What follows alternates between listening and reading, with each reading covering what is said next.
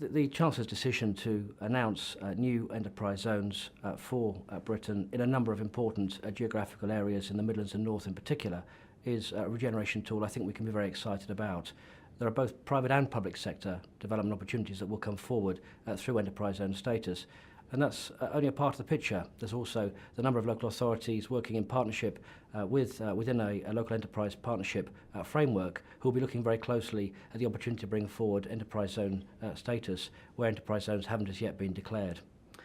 From discussions that we've been having with officers at HM Treasury, we are well aware that the focus around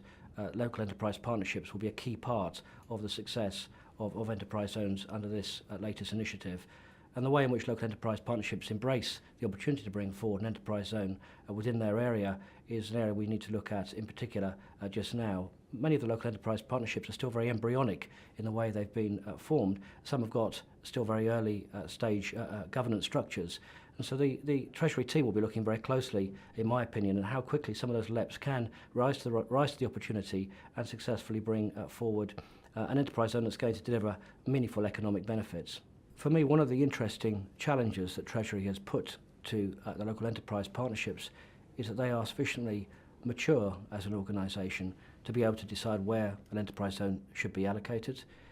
to really consider carefully with local authority partners how it should be governanced, and also think through how the enterprise zone is really going to be additive in terms of economic activity in an area where there may be a number of strategic choices as to why an enterprise zone should be allocated, if you like, in one part of a LEP area or indeed another. Some of the LEPs we're talking about have got very wide and very disparate economic issues to deal with. An economic policy isn't going to be necessarily a universal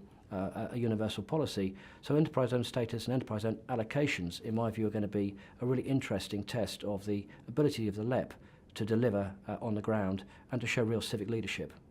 From what we've seen so far, and clearly there's a great deal more discussion still to be had, a key question for the Treasury team working with local enterprise partnerships is how we can learn from some of the mistakes that may have been made in the past. At this stage, we know that there will be a priority around securing occupiers and economic growth, and perhaps some of the previous enterprise zones focused too heavily around benefits to investors and benefits to developers. However, we need to look particularly at the capital allowance dimension too. We know that there will be more tightly drawn parameters within which capital allowances will be focused around manufacturing-based industries, as opposed to perhaps some of the more speculative development that perhaps was a feature of some of the less successful enterprise zones last time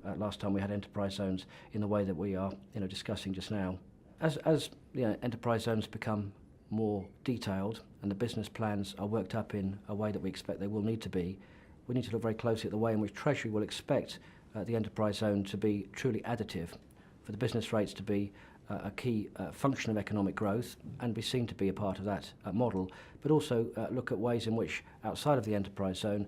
businesses will be affected. Some of the enterprise zones that may have been a feature of the 1980s model led to a level of relocation and displacement that was perhaps an unintended consequence of having an enterprise zone status in a particular geographical area. And I'm sure the government's going to be quite concerned that that isn't allowed to happen again this time round.